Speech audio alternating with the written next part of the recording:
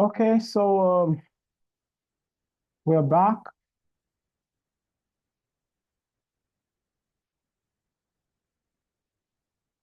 So, well, I already mentioned that there are certain names we cannot assign to signals, okay? So, and I already mentioned that signals must start with a letter, let's say 2, 3, 4, whatsoever, then it cannot be a number, yeah. And then you cannot assign reserved words to a signal name, okay? So another thing is you don't want to use special character. Say, say hash, new, new, new scape or something there. You don't want to do this. You don't want to use things like that, okay? So you can probably use just this without the special character. You don't want to use some of those special characters, asterisk or $sign or whatsoever for your signal name. Then you also don't want to include space. More like we say input underscore new, this fine, but we cannot write input white space new. Okay, so this is not acceptable. Okay, so let us look at the file structure for VHDL.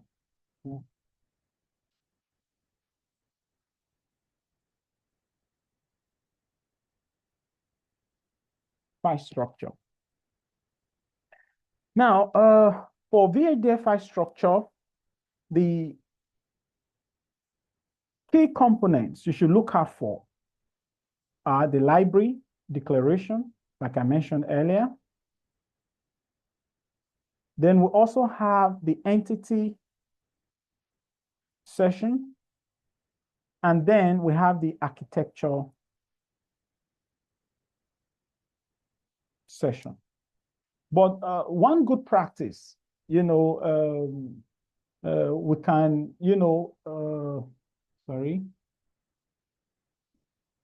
we can apply from, the programmer's ideals is including a header, okay?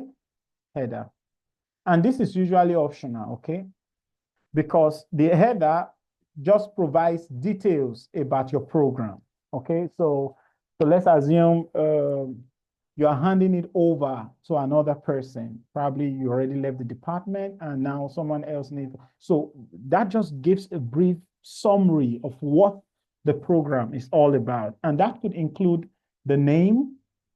So you want to comment this session. So it's all commented out. Then probably the date. You want to add what the file is called, the file name. Some of the details you want to include, a brief description, and some other activities. Even the revision details. Okay, when last was it reviewed? Okay, if you ever reviewed the code, okay, and all of that. And, we do this too in MATLAB and some other, you just comment. This session is usually commented out, right? And looking up this is not part of the program. It's not necessary, but where you could do that, just it's more like having a good code. A good code must come with comments. So if you should have a code running from start to finish without comments, then there's a problem. Troubleshooting that code or extending it or improving on it in the future may be difficult. And you may feel you are the expert and you feel where you know what you're doing, you don't want to add comments. So you probably leave that code for about 6 months, 2 years, 3 years, and you start to come back to it. You may even struggle revisiting your code. So it's good you place comments. You want to, intelligibly, you want to tell where this session is to do this, just not writing an entire story, but you want to provide specific, useful information about each session of your code. And having a header that provides an overview of what that code is all about, when you documented it, if you revised it, when you revised it, and all of that will also be helpful. Then we now come to the library. So we already talked about the declaration of your library, okay? And we already mentioned that it is that place that houses, the design information and, all the necessary files that are used to analyze, synthesize, and simulate your program, okay? Now, well, VHDL is IEEE designed, so we have the IEEE library, and we already mentioned the packages, the data types, and the functions. Okay, so for the IEEE library, we mentioned this is the library. So okay, let's just put it this way. So okay, fine, let's put it that way. We mentioned this is the library. Then we also mentioned the package or the packages we have in this library. Then we also mentioned the data type. And then we mentioned the function linked up with each data type. Okay, so we have the standard logic as the data type, standard logic vector, the standard. Now, and then these are all tied to the package standard logic 1164. Then we also have the standard logic arithmetic, okay, where we're able to perform all of those greater than, equal to, plus, and all of that, okay? So, and when you declare the library, we say library IEEE, for instance, semicolon. Then you want to say use the name of the library, the package, okay, that we should use. Okay, is it standard logic? Is it this? Is it that? So once you're able to declare that, then you are good to go. So you can say use IEEE dot standard underscore logic underscore 1164. So are we going to use some of the packages we mentioned or all? Well, we don't want to start declaring them one by one. We just say all. So we'll be able to make use of all of the packages in the standard logic. So this is one simple way to declare your library. So we already declared the library. It is IEEE. Then we use another keyword, use the IEEE dot the package. Okay, so we just specify that we want to use everything in this package. But that's one good way to declare your library. And then the next now is the entity session. Well, we've been playing with this. So, and I think we have some more details now. So the entity session is not what I want to really dwell on. But here we are able to define our inputs and outputs, right? So how do you declare this? Entity, then we tell the entity name is, then we can say port, then we can now declare what we want to declare in our port, then we end entity. We end our entity name, end entity name.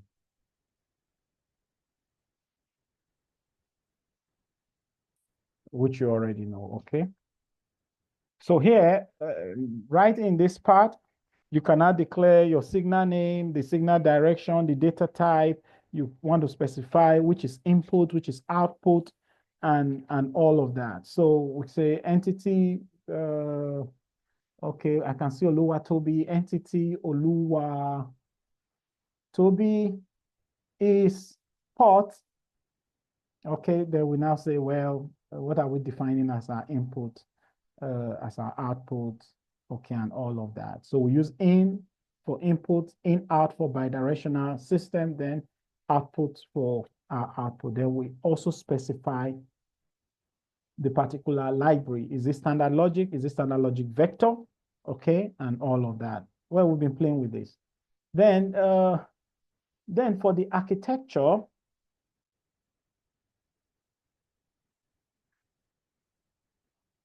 the same thing applies because we now, for the architecture, you want to write your design code here, okay? This houses the design code. So we already know how you declare your architecture with the keyword architecture. You want to provide the architecture name, right? We already played with this architecture name. Then it's of the entity. So we mentioned the entity name because it's linked with the entity. So it could use the input output declared is. Then we want to provide whatsoever, then we say begin. So once we begin, then we can begin to write the design code, okay, within this domain. Then before we end architecture, right? Then we'll now say end the architecture name, right? So what's the architecture name?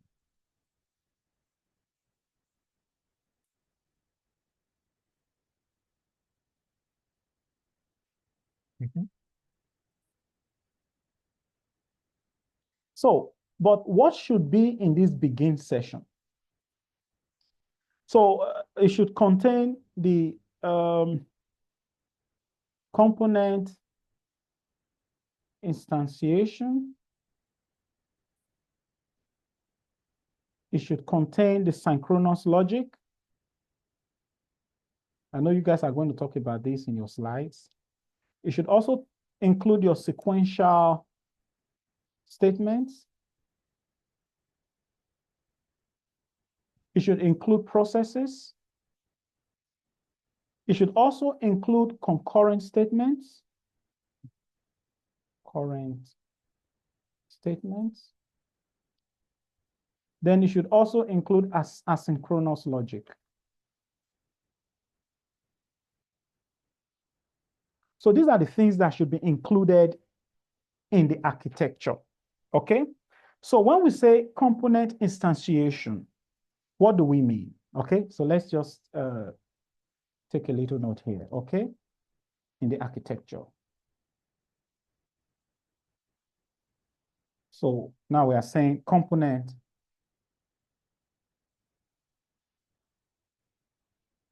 instantiation. So this actually makes direct connection to the library components, okay? So this makes direct connection with auto library component, okay? So what we're trying to say is that the actual code for the component is predefined in another file. So more details about that component instantiation are now provided in a test bench session, okay? Now, that's one. Then we also have the synchronous logic.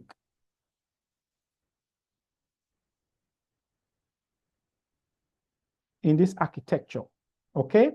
And this is the code that gets updated based on one event or based on an event, okay? So, and that event could be the rising and the falling edge of a clock, okay? So we say the synchronous logic is a code that gets updated based on an event such as the rising and falling, rising or falling edge of a clock, okay? So we already know this is rising, this is falling. So based on the rising and the falling edge, the rising and falling edge of a clock, then the synchronous logic is updated, okay? Then we have sequential statements, which are found in processes. And they are executed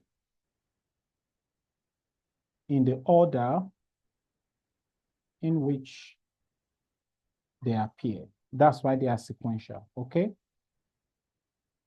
That's why they are sequential. So we find them in processes, and it is that order in which they appear that they are executed.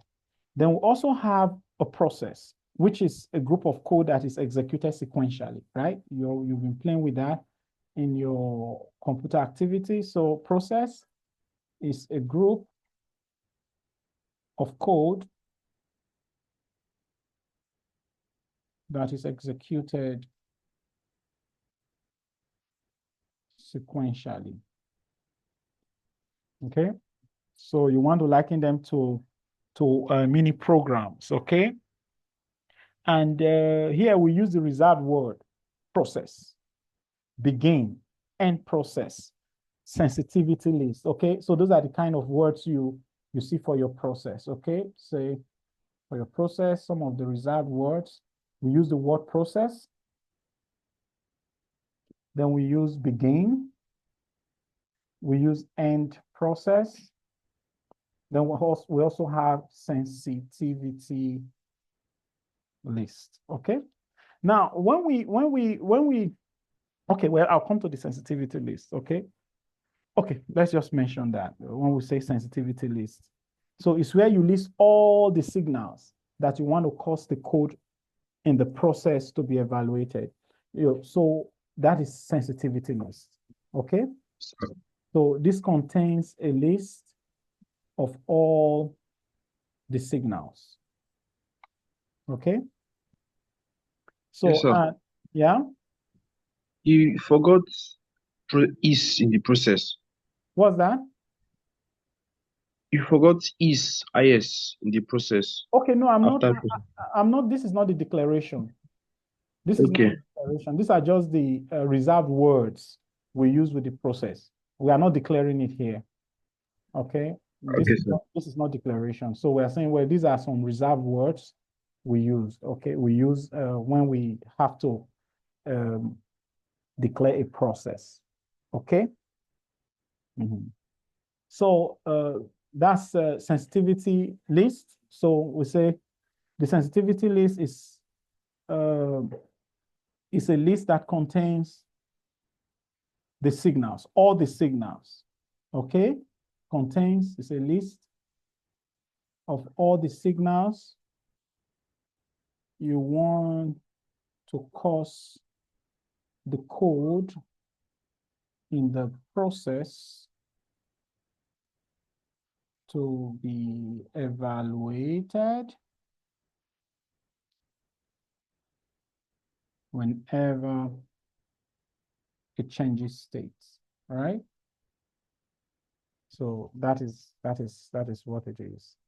Then what else haven't I mentioned? Okay, concurrent statement. Yeah, I mentioned that concurrent statement. So they're outside of processes and are executed or updated at any time, any of the signal changes. Okay, so those are concurrent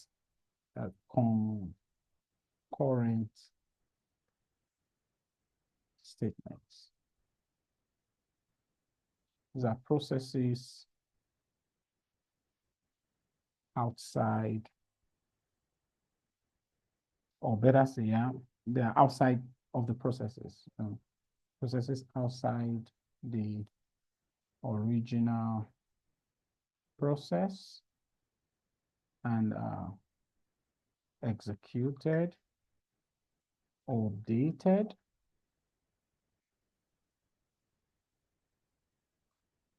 anytime the signal changes.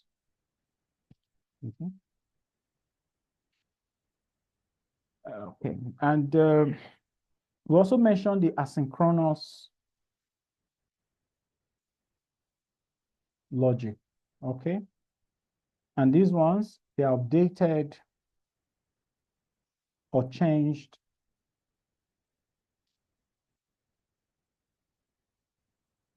independent of the events. Okay, that's why they are asynchronous. Okay, so this is what it is, and now we can just provide a little framework. So let's assume, okay, let's see if I can. It's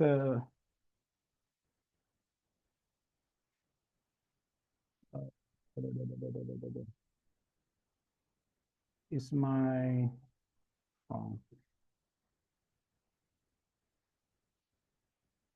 let's see if let's on the where is this model scene? Let's see if we can just look up everything on model scene. Then so let us share.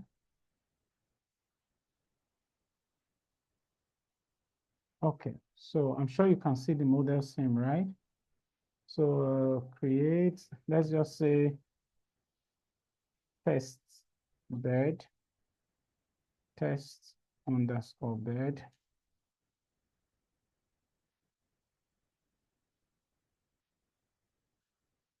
So test underscore bed.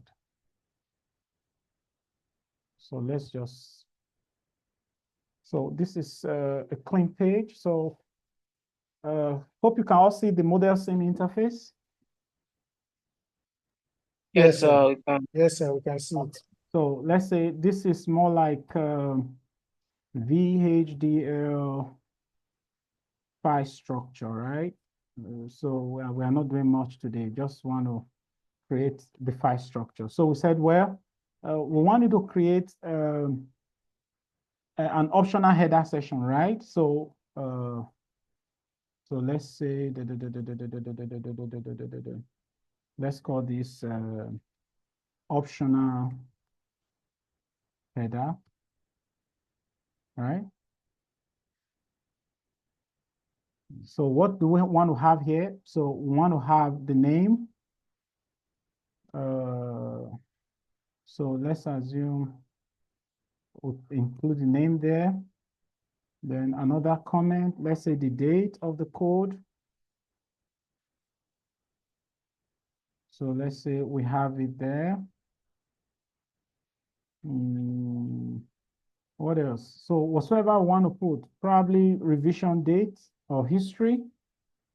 When you last revise revision history. Providing information. Let's say a description, anything you want to put here, okay, as part of your, so description, let's say that's that, right? Then we close the header session, still with our comment, right? So this ends optional header, right? Though, as long as we want to take that. So the next thing now is to declare our library, right? So say library IEEE semicolon. Then we want to use IEEE dot standard logic, say standard underscore logic underscore 1164.all semicolon, right? So we declare the library. Then the next thing is entity. So we declare the entity. And the next thing to do is to specify the entity name, right? So we just place this as entity name is port. Then we can now specify, let's indent this. So we can specify whatever I want to specify in here, say list of ports, right? So we'll provide the list of inputs and output ports, right? So I'm using some reserved words. So that's why you can see the colors, right? Oh, it's a reserved word. Some of these are reserved words. So it's they are highlighted. Now, afterwards, what do? We end the entity name, right? So and what is and entity and entity name, right? Entity name.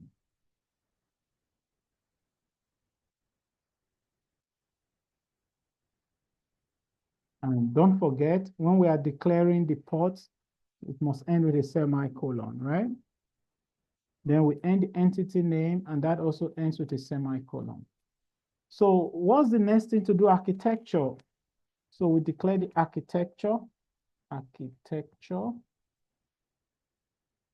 So we also have to give an architecture name.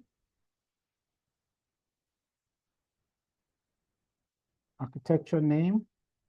Then of, let's use cap. So of the entity name.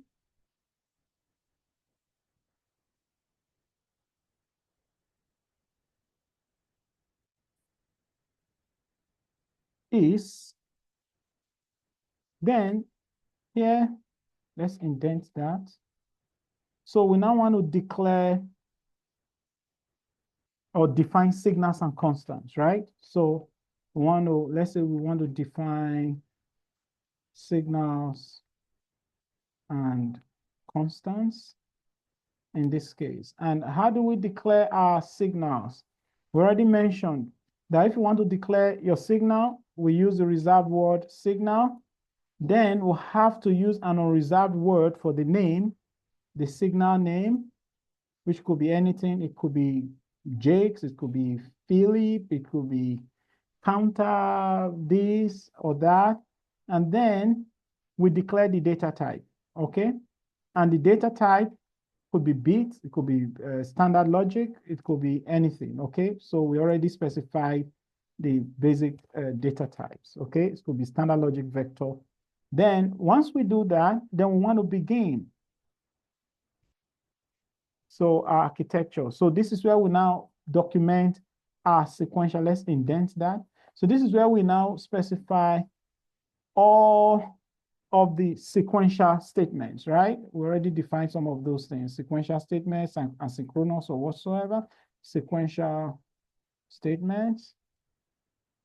And then we end, okay? We end begin. So, and then we now end architecture and architecture name, okay?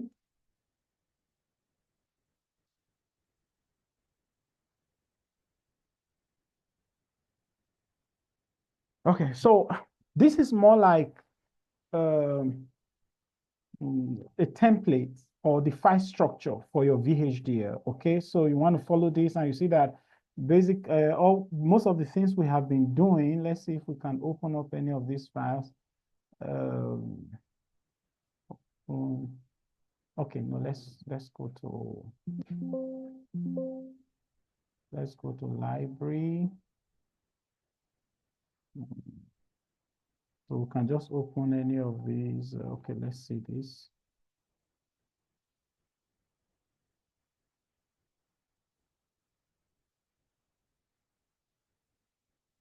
Okay, so you see things like this, okay? So this is more like, this is just an example, okay?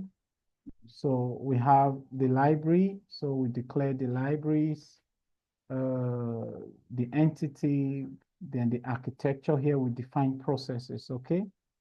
So the type is integer in this case, just the way we could declare signals.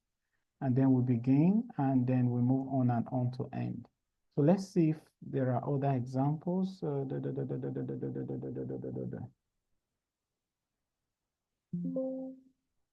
Yes.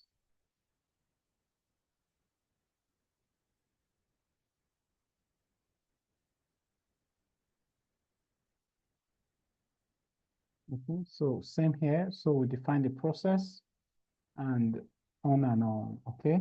So you can see here we define signals, okay? So the data type here is integer, and we have a range, okay? Memory type, and we define the range. So that's the most important thing. So once we define the signal. You want to give the signal name and the data type, okay?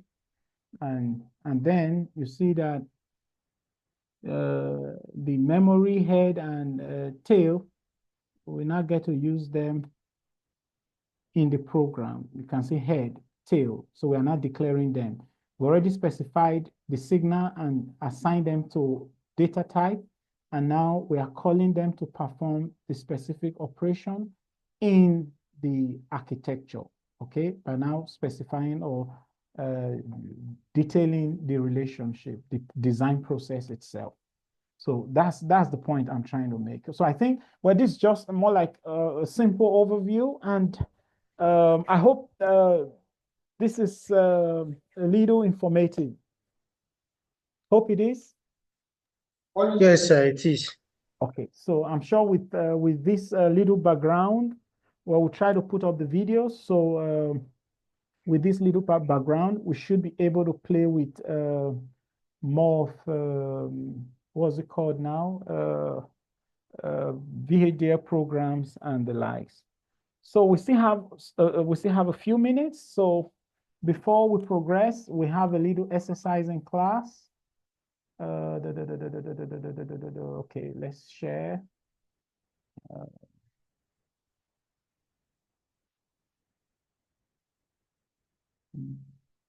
Slide. Okay, so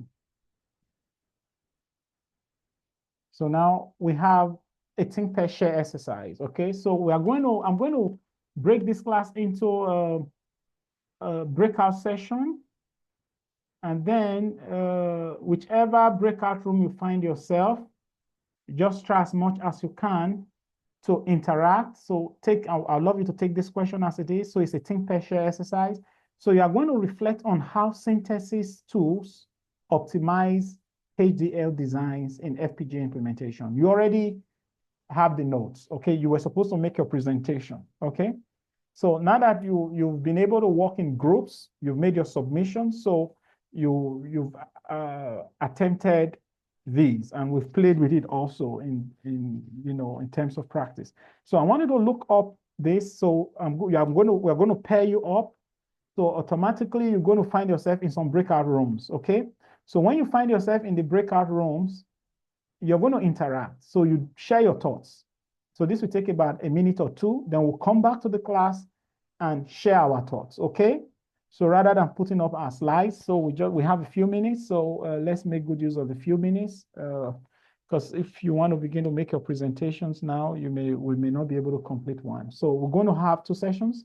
This is the first session of our think per share. Then we'll have another session of our think per share.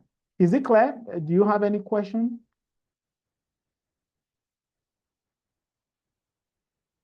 Any question, please?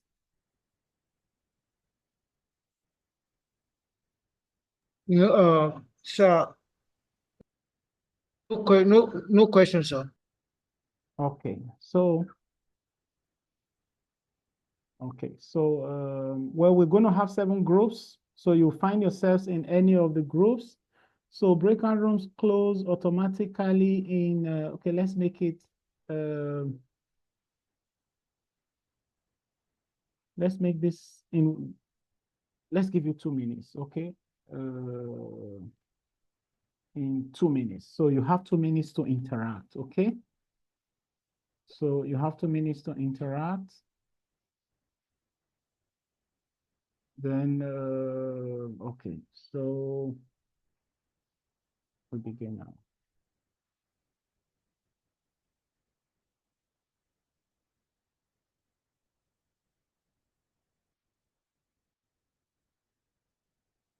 Okay. So you're going to get into your breakout rooms shortly. So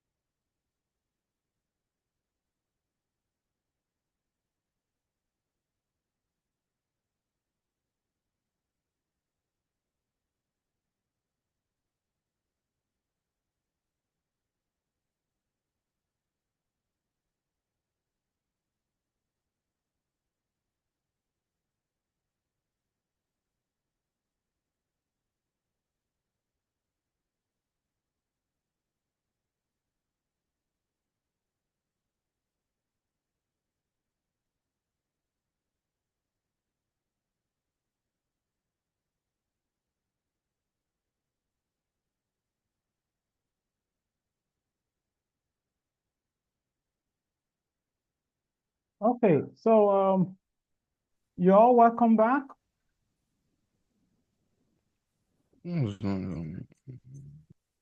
So you're all welcome back. So I think it's time for us to share our thoughts. So group one, tell us, what were you guys able to come up with in your group?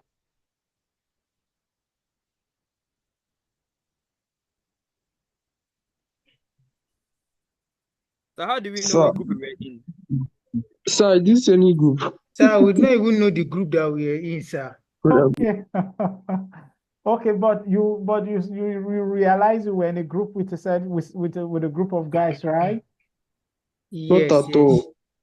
But Okay. we don't know the number of the group. Okay, fine. There's no problem. So let's share our thoughts now. So let's get going. So tell us what did you guys come up with in your group? Okay, so in our group, we just looked at like generally the things that we've been doing with optimization and with minimization. So something like minimizing Boolean algebra, for instance, you integrate that into the when you are designing for FPGA, you have to implement things that are minimized. For instance, you don't want to use too many logic circuits when you can use a lower number and stuff like that. Also, things like timing, because the timing also matters. You if things are not aligned, let me use that word, it just reduces the effectiveness of the implementation. So you have to optimize your resources, you have to optimize your time and your logic as well. Okay, perfect. That's okay. So you optimize your time, the logic, okay? So you made mention of minimization, okay? Okay, so and our question is, how do synthesis tools optimize hardware description language designs for FPGA implementation? Beautiful thought. Okay, so let's hear from another set. What you were able to come up with. Afternoon, sir. Morning, sir. Good morning. Yes, sir. So in our group, we were able to like talk about like mapping high level code to specific FGA hardware resources, like DSPs, like your digital signal processors, or like your RAMs, your BRAMs, like your BRAM, your block RAMs. So Okay. also we're able to talk about optimizing the critical paths for timing performance through retiming and pipelining. We're also like able to talk about reducing area usage with resource sharing and logic minimization, Okay. and ensuring clock domain cross safety and generating constraints for accurate timing closure. Okay. Okay. That sounds good. Am I audible? Yes, yes, you are. You are. Are you done? Okay, sir. Yes, sir. Okay. Okay, so let's hear from another group.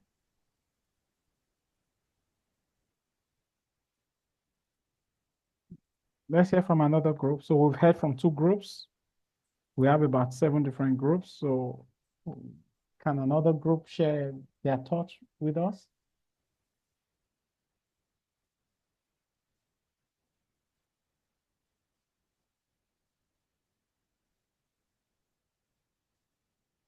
Seidu Boluwatife Paishat. So can you tell us what you guys came up with in your group?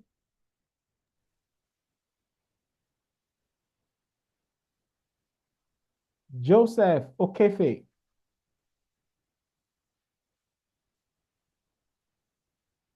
So, So tell us, what did you guys come up with in your group? with the few minutes we had, we were able to talk about how HDL designs help in power optimization. So basically, the synthesis tool reduces static power consumption by reducing switching activities and all that. So Okay. yes, Okay. So it reduces static power consumption, right? yes, sir. Okay, thank you. And then Harry Wisdom. Can you share your thoughts? Good morning, sir. A very good morning. So tell us. Hello. My okay, sir. Well, my 2 bits on this is, firstly, the synthesis tools. It helps make it faster. I'll use the word faster first. And then there has to be cost optimization. It has to reduce cost, because generally in engineering, the aim is smaller and faster, Mhm. and let it cost less. So Okay. that's mostly the 3 aim. If you can make it cost less, make it smaller and faster, because everything now has to be squeezed everything has to be made smaller so it can be carried around or be portable. So with that, you can use logic optimization. Pipelining is a very important one, because with pipelining, you can make anything faster and reduce the size. Then there's register retiming. With synthesis tools, you can adjust placement of registers and minimize number of registers you use in an Outlook. And also, another one can be resource sharing, which they've talked about. And popular tools you can use, I think I've seen them. There was one I saw was Simplify. The two people use for reduction. And the benefits, like I said, increases power efficiency, faster design, reduces the area, and improves performances.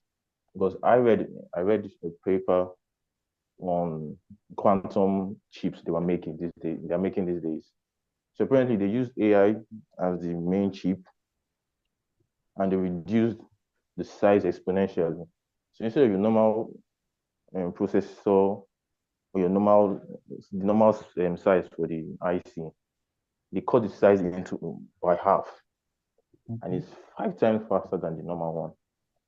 And the paper said they used synthesis tools.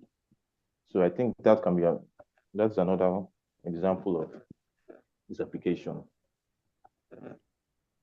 Okay, thank you so much. So before we move into the next exercise, I'll just like to document a little thought. So the idea here is to reflect on how synthesis tools optimize HDL designs in FPGA implementation. So the bottom line is that synthesis tools translate HDL code into a netlist, right? So you must have done that. And then it will now optimize it by reducing redundant logic, which most of you mentioned. Then it also balances delay. And then it maps the design onto the target FPGA architecture. Okay. So this is more like a summary of what you all said. Okay. So beautiful presentation. Okay. So now we're going to move on to the next exercise, because this is from slideshow for week 6. So let us move into the slideshow for week 7. Okay. So for week 7, you talked about sequential logic design. So now I want you to once again reflect on this. So reflect on metastability in sequential circuits and how it can be mitigated. So shortly, you're going to be paired in groups where you are going to discuss your thoughts with a partner, focusing on the challenges posed by metastability and possible ways to resolve it. Share your thoughts, then you now share your thoughts with the class. Now, what is metastability? So I'm now into your sequential circuit design. What is metastability, please? So I need this before we move into our breakout rooms. So when we say metastability, what do we mean? Yes, sir. Go ahead, please. Okay. Metastability, generally, what it actually depicts is that there's not a proper capturing of data, like the data is data in a high or off state. Okay. So it's like an error in the processing of the signal. So it means that the flip-flop cannot resolve a stable state, right? Something like that, I guess. Okay, perfect. So it means you guys are doing very well, based on your presentations. You already submitted your presentation slides, and though it came very early this morning, so I looked it up and I saw that you guys already did a good job in terms of describing the basic concepts in sequential circuit design. So now I wanted to reflect on metastability in sequential circuits. And you're going to figure out how it can be resolved. So once again, you're going to find yourself in the group. So you guys should share your thoughts. And this time, I'd love you to be very confident in terms of expressing your views. Don't be afraid to make any wrong impression. It doesn't matter. No matter what it is you want to say, just go ahead and say. The bottom line is we are learning. Is that okay? Yes, sir. So this is going to last for 2 minutes.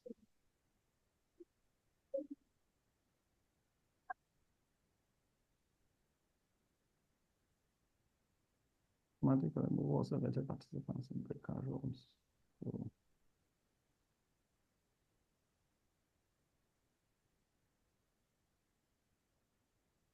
Okay, so you're going to have about 2 seconds, 2 minutes to discuss. So I want to believe you've had your reflection. So as soon as you find yourself in a breakout room, just go ahead and begin to discuss.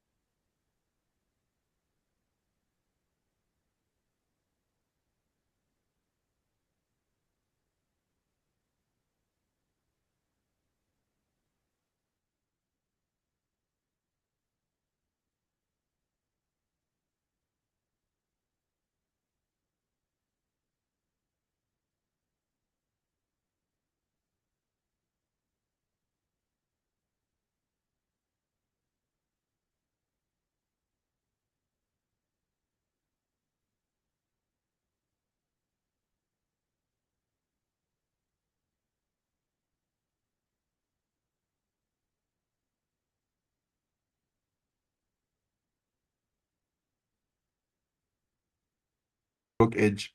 So it causes the output to enter an unpredictable state that will last longer than the flip-flops propagation delay. Like that's what occurs when you have metastability. So I'll handle that part. I think that's clearly explanatory. So like the solutions to that, you can use like synchronizers, like your dual flip-flop or your 3 flip-flop. That's a 3FF or 2FF synchronizers. You can use any. Said what? Come again. Huh? He said what? What? Come again. Come again. Like the solutions to that, you can use your synchronizers. So like these are like you try to contain the mental stability because you can't prevent it. It's unavoidable, but you can manage it. So use example of the synchronizers are like your dual flip-flop. That's your 2FF synchronizer, or your 3FF synchronizer. Yeah.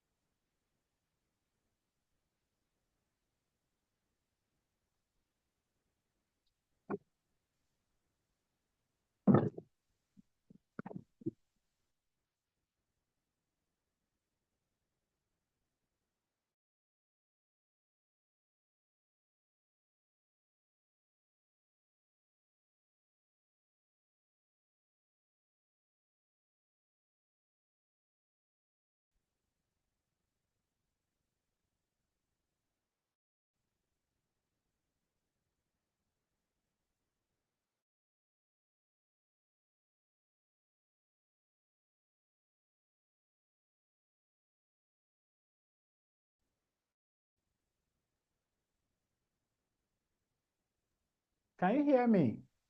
Miriam, can you share with us what you discussed in your group?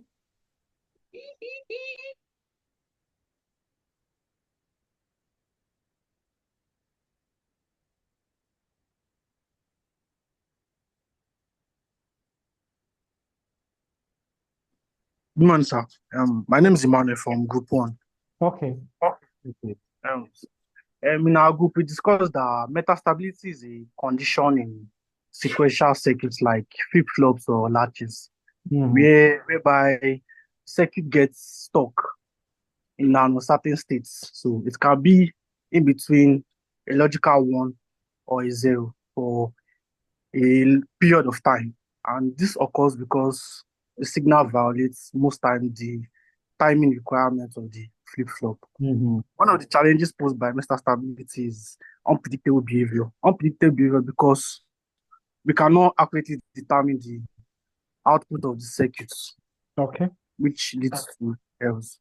And one of the ways in which we can mitigate it is through the two-stage flip-flop synchronizer.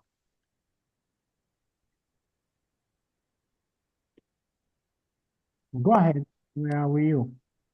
And we can also mitigate it using a careful timing design. So we can ensure that all setup and all time constraints they are met in the design.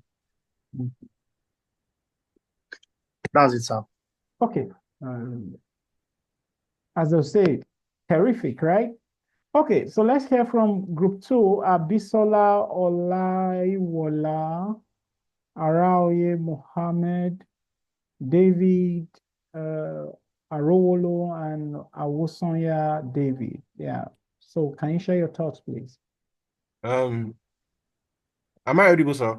Yeah, very well. Okay, so first off, we discussed about like when does metastability occurs. So I was able to discuss with the group that it occurs when a flip-flop samples an asynchronous input near the clock edge. So this will cause the output to enter an unpredictable state that lasts longer than the flip-flop's propagation delay. So David said metastability is unavoidable, but like we can manage it using proper solutions and design techniques. So he proposed some of the solutions and he said we can use synchronizers like your dual flip-flop or your 3 flip-flop. Then Abisola said they can use asynchronous FIF poles. So I also proceeded to talk about the design techniques. So you can minimize clock skew, or you can eliminate combinatorial logic, or use the handshake technique. So like we're able to briefly discuss that in a short time, sir. Okay. Thank you. Then we have Welcome. Hussein Abdulhamid, Gaba Mohammed, Adanu Victor, Ochefu, Obitade, Oladayo, and Junaid Oluwatobi. Can you go ahead, please? Good afternoon. Good morning, sir. Very So we started by looking at what metastability is, which we know that it is metastability in a sequential circuit refer to condition where if flip-flop or other bistable device cannot resolve to a stable logic level, either 0 or 1, within the required time. So we look at the challenges that posed by metastability, such as timing violations, clock domain crossing, unpredictable behavior, and the rest. So we also look at ways we can resolve this metastability, such as synchronization of the circuits, whereby we try to we use techniques such as gray code encoding, FIFO buffer, and some other techniques in order for us to be able to avoid some of those challenges.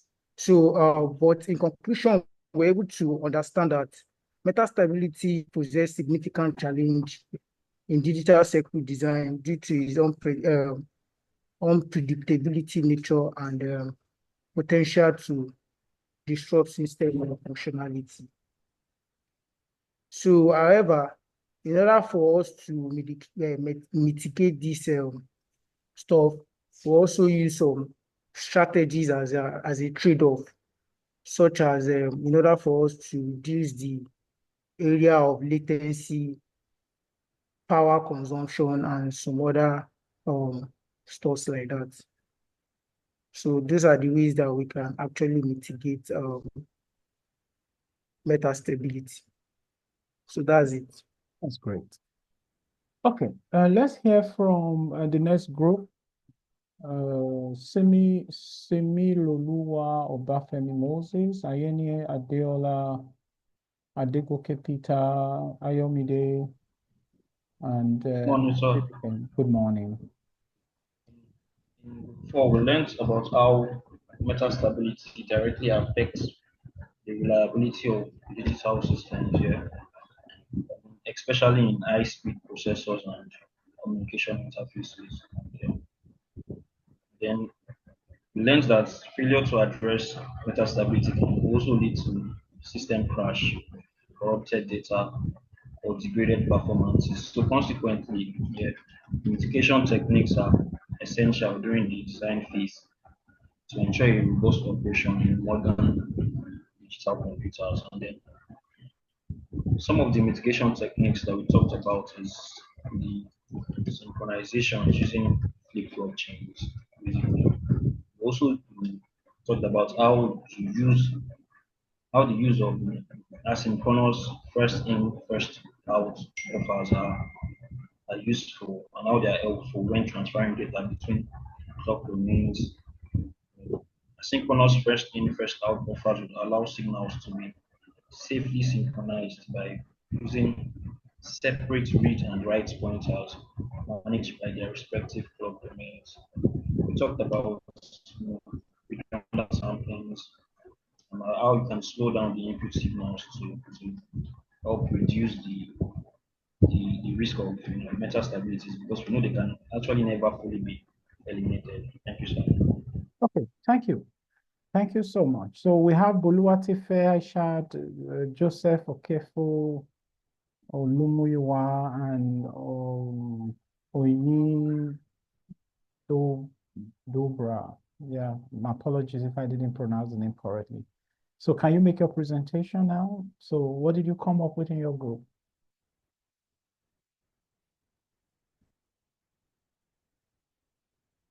So that should be group 5. They seem not to be available, right? Joseph Okefo, Seidu, Aishat. Good morning, sir. Good morning. Yeah, so we talked about metastability. We said this basically occurs in stuff like flip-flop latches and a condition whereby we have an unstable state such that the flip-flop or those latches cannot decide whether to be on a high or a low state. And this is caused as a result of asynchronous inputs, time violations, and time violations. So such asynchronous inputs This occurs when it is not synchronized by a clock. So in the time violations, the flip-flop have specific timings. And if these requirements are not met, the flip-flop can become unstable. Then we also talked about how techniques we could use in mitigation. We talked about synchronization, then proper time constraints. Then we also checked the clock domain crossing techniques, also then redundancy and voting. Thank you, sir. Okay, thank you. That should be high shot. Okay, so let's move on to group 6, Desmond, Wisdom, Joseph, and Damilola. So what did you come up with in your interaction?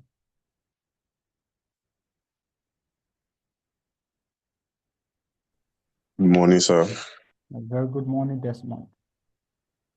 Yeah, in my group, we basically discussed about what metastability conditions really mean with respect to sequential circuits. And this is just when the circuit output is unstable because of like asynchronous signals present in the sequential circuits. And they are called sequential circuits for a reason, because they adhere to the clock signals. They produce their outputs because of the clock signals that is being fed into the circuits. And when the clock signal is either not present or there's a setup violation or hold time violation there, it can affect the flip-flop and the outputs. Okay, how about the mitigation strategies? Mitigation strategies, yeah. We discussed, we didn't have time to discuss much, but we talked about like redesigning the circuits. Like that can really help to mitigate the influence of the asynchronous signals there. You can just like tweak the circuits so that the metastability conditions can be eliminated. Just change the circuits or its architecture. And we can also use like we can like, what they call it, full-time budgeting. Okay. Just when you allocate the right setup for the whole time, you can make the circuit sequential again. Yeah, that was what we discussed. Okay, thank you so much, Desmond. So let us, in 1 minute, hear from group 7. That's Peter, Emmanuel, Jeremiah, Chawa, Osinachi, Valentine, and Samuel Timilain. So can you go ahead, please? In 1 minute, please. Okay, sir. So we discussed metastability, like, so metastability basically is a condition whereby the circuit is unable to pick a correct output. That is, there's improper data capturing. So this usually, so we actually talked about what could cause what could cause the circuit to be in a state of metastability. So we considered the timing violations that could occur. Perhaps the setup time violation, perhaps the setup time was violated or the hold time was violated. So ideally, the setup time is the minimum amount of time that is required for the input signal to be in a state of stability before the rising edge of the clock signal. And the hold time is the minimum amount of time that the input signal should be in a stable state after the rising edge of the clock signal. So we discussed that breaking the setup time and the hold time could actually lead to a state of metastability. So ways of mitigating metastability, we discussed that one way was ensuring that there is no setup time violation or hold time violation. Okay, thank you so much. So now we'll just summarize. You've all spoken well. So it's a sign that you actually give up, give some time to look up your group assignment. So in summary, based on what you've all said, we can as well say that metastability occurs when a flip-flop cannot resolve a stable state due to violation of setup or hold time. And some of the ways we can mitigate this, mitigation strategies, some of the mitigation strategies are, so we want to use synchronizers, which some of you said. So another strategy is to introduce additional flip-flops.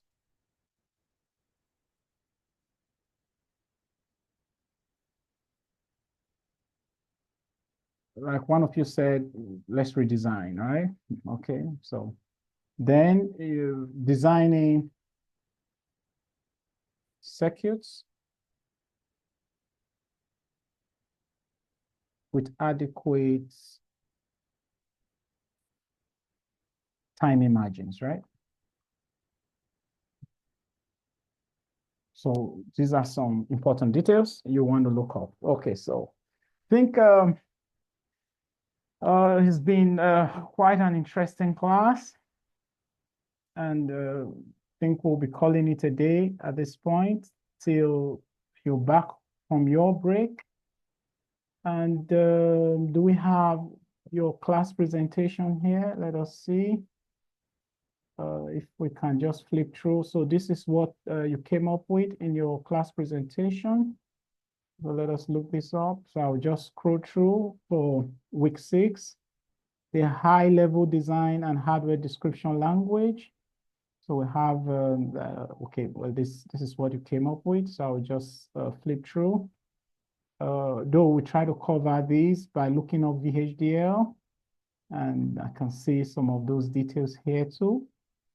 So we talked about you mentioned synchronous asynchronous design with some VHDL examples, and then compared both.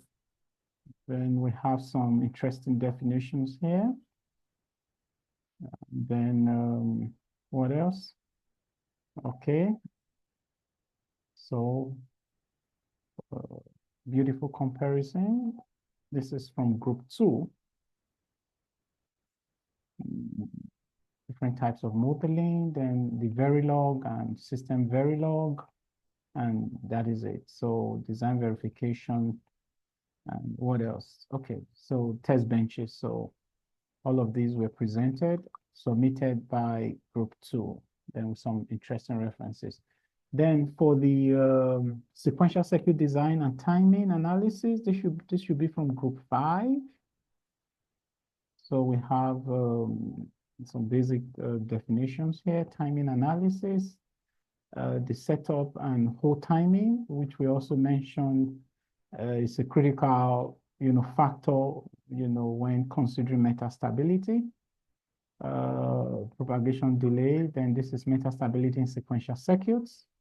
Okay, so what it is and what causes it. And then the implications of metastability. So these are some of the mitigation techniques. So we also listed synchronizers, right?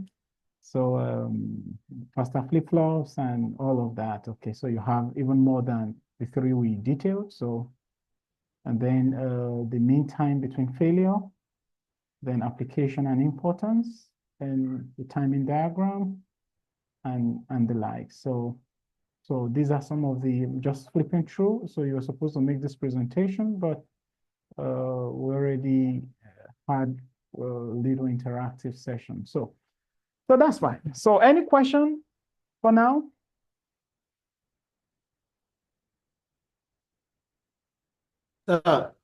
Sir, Go so ahead. how is our exam? Like, are we going to write are we going to code like during the exam? Well, you don't worry about that. We still have some few weeks to exam. So when we resume after the break, we'll talk about exam, okay? I'm sure then we'll be very close to exam. Is that okay?